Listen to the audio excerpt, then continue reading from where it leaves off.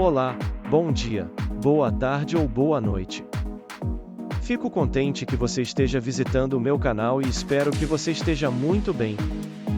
Hoje eu vou apresentar a lenda do Mangalô em Taubaté. Olhem ao redor. Vejam os prédios, as ruas, o movimento. Em qualquer cidade vibrante como esta, há muito mais do que os olhos podem ver. Existe uma camada de tempo, de memória e, sim, de mistério, que pulsa silenciosamente sob o asfalto e as fachadas modernas.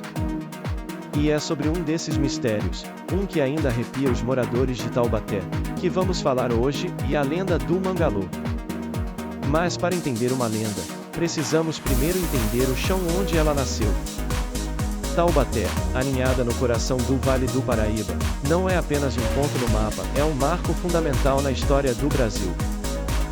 Fundada oficialmente como vila em 5 de dezembro de 1645, há quase 4 séculos. Taubaté rapidamente se tornou um ponto estratégico.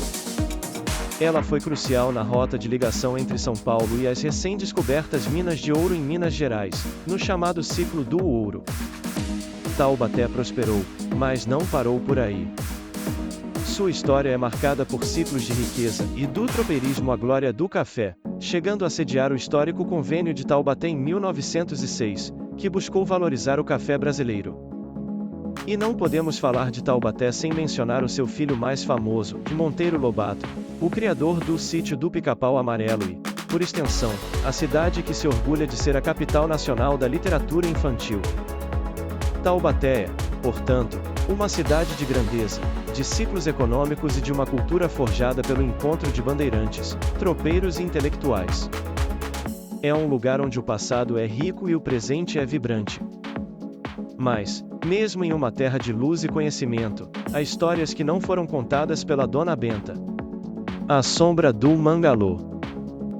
Em Taubaté, existe um nome que é sussurrado em noites escuras, especialmente nas cercanias da antiga zona rural, de Mangalô.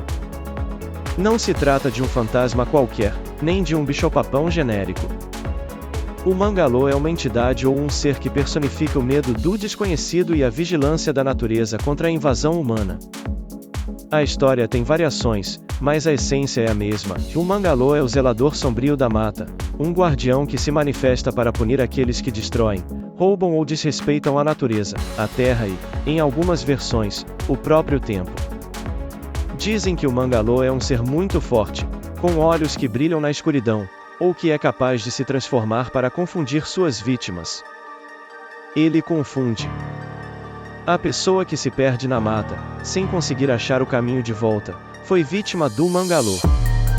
Ele embaralha as trilhas e desorienta a mente, fazendo o transgressor andar em círculos até a exaustão. Ele apavora. Ele emite sons aterrorizantes, imitando gritos, gemidos ou até mesmo vozes familiares, para levar a pessoa ao desespero e fazer com que ela revele seus atos de desrespeito.